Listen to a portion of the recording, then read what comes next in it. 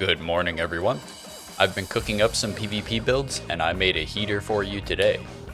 Meet the AC I've creatively called Red Moon. Forgive me, I'm an engineer. A medium frame AC that makes use of the beautiful Redshift Moonlight as its primary source of damage.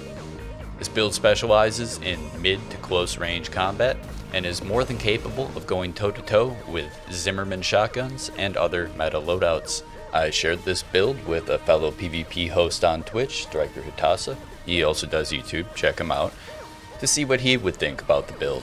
And, well, let's just hear what he has to say about it. Dual Zim stun needle, bro. Well, GG, I guess. Alright, let's see if we can beat it. Nice. He's a bit too close to comfort, I'll be real. And he's dead. Good night. Owned. Let's fucking go, Dirk. This new build's awesome, dude. Let's fucking go. Let's fucking go. I'll walk you through the parts list first, then discuss playstyle and tactics. The weapons I've chosen for this build evolved out of my own tendencies during PvP. I like to dart over and around enemies frequently, and I like applying pressure in heavy bursts between defensive play. In the left hand, I chose the DFMG-02 Chang Chen. This machine gun provides amazing sustained pressure and has finished a fight more than once after terminal armor popped. Its primary role though is to keep enemy stagger from regenerating completely and add a little extra burst to the missile barrages. Speaking of missiles, feast your eyes upon this phallic beast in the right hand. The WS-5000 Aperitif is a delicious weapon when used correctly. I'll explain why in the tactics portion, but for now it's enough to note that missiles build up great accumulative stagger, and this particular model has a high damage output with a quick lock-on time. On the right shoulder, I chose the BML MLT-10 missile launcher for its long barrage, high potential damage output, and favorable launch characteristics. I found that it works brilliantly in tandem with the Aperitif Siege missile launcher. Finally, the left shoulder holds a Redshift Moonlight in the hanger. This is the build's heavy burst damage and finisher.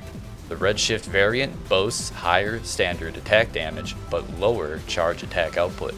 Completely fine, because I rarely charge this thing. The real quirk we're interested in is that the Redshift has a significantly higher direct damage modifier. The Redshift deals 15% more damage to a staggered opponent, and that's enough for me to choose it over the base version. The Redshift will do massive damage to enemies whether they're staggered or not, thanks to the arm part we'll talk about shortly. Time to talk about the frame. Going head to feet. The frame consists of the VP44D head for maximum attitude stability. In a world of double shotguns, earshots, and songbirds, I consider it incredibly valuable to have over 1700 stability, and this head helps with achieving that goal. Next is the BD-011 Melander core. This baseline model might seem odd at first glance in a build that takes advantage of New Game++ parts, but allow me to explain. Our main goal is to achieve an arbitrary stagger breakpoint, but this is also a very mobile build, so the efficiency stats matter. Good generator and booster efficiency gives us more wiggle room for dodging and allow more generator options. I'd say the core can be switched around if you find something else fits your playstyle. Just keep an eye on that stability number. For arms, only one will do the job, and that's the AAJ123 Basho arms from Boss. These arms are the only option in the game that give 150 melee specialization, which equates to 1.5 times damage on our Moonlight Redshift. There is no other reason to pick these arms in this loadout, it's simply enough to get that 1.5 times damage. For legs, I chose to make this build a biped because of the extra stability compared to reverse joints. IBC03L HAL 826 legs give us incredible stability for their weight. Combine that with an insane jump distance stat only beaten by lightweight legs and reverse joints for what I consider the best biped leg option for this loadout.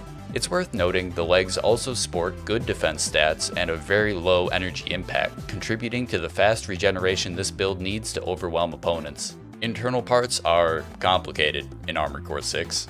The FCS is the easiest to explain. The P10 SLT is simply the best for missile lock-ons. We aren't concerned with the machine gun's lock-on, as it's only there to tickle the enemy and prevent stagger recovery. For a generator, I chose the VP-20C for its decent recharge time, insanely high capacity, and a large supply recovery. There's a general build guide coming soon on the channel to explain the new stats, but without going too much into detail, we want a short recharge time because we have a lot of excess energy output. This build's engagements are short and aggressive, so high capacity helps a lot. The coral generator might be even better, and I encourage you to tweak the build and see which one you like more. For boosters, however, the BST G2 PO4 are the choice for this loadout. They feature a very efficient but sufficiently powerful quick boost on an acceptable reload timer. That consideration is paramount with these weapons, and the playstyle I'll finally explain right now. To use this build efficiently, you'll need to consider your opponent's loadout carefully because we want to get in somewhat close enough to force at least a 90-degree turn. Fire your siege missiles first, then begin quick boosting and jumping to get around your opponent, turning them away from the incoming missiles. Ideally, you turn them 90 degrees, so their strafing is perfectly in line with the missile barrage that's about to come sailing at them. While pulling the enemy's eyes away from the siege missiles, begin dumping the 10-pack into them. These missiles have a great hit rate at close range and will keep the pressure on your opponent to evade, while you're in a risky close position. Maintain fire with the machine gun while performing these actions, and you just might stagger the enemy in one barrage. If you don't, make distance by retreating or assault boosting away and let the missiles reload for another run. Because it's almost all explosive damage, you will eventually stagger them through accumulated stability damage. When that happens, swap to the Moonlight and slash twice for huge damage. You can mix in Moonlight swings whenever it seems right, but never go for the second swing unless you know you won't get punished for it. Just ensure that when that stagger bar is getting high, you have that blade off cooldown and ready to capitalize. Do all of that right, and you can watch your opponent's health bar dip to around half right away. Have your opponents can take a few more, but if you rinse and repeat this, eventually you can win most battles of attrition. If your enemy is smart, they'll try to bait out your missiles at long range, then dive in while your primary threat is on cooldown. Hold those shots, resist the urge, and make plays on your time. Let your energy recharge, then assault boost at the kiting opponent. Fire the siege missiles before you reach the target, and release the 10-pack once you're close. Remember, we want to force the enemy into right angles with the siege missiles. You can even mix in a quick redshift swipe during this maneuver if an opening presents itself for extra damage uptime while your opponent's FCS is still reeling from the rapid orientation shift. This has been my first build guide for Armored Core 6 PvP, and I'm really pleased with how it all came together. The weapon kit is capable of building up stagger on even the thickest quads, and it's fast enough to survive against Zimmerman rushdown builds, with a little panic in move tech. If you saw a sexy Jacko on screen during the footage, those clips were ripped straight from my live streams on Twitch. Follow me there to request and discuss builds in real time. I would really love to hear how this one worked out for you. I have one more PvP build ready to ship, as well as a guide on how to make your own competitive builds and avoid pitfalls that can unintentionally nerf you. Subscribe for more content, but most importantly, thanks for watching.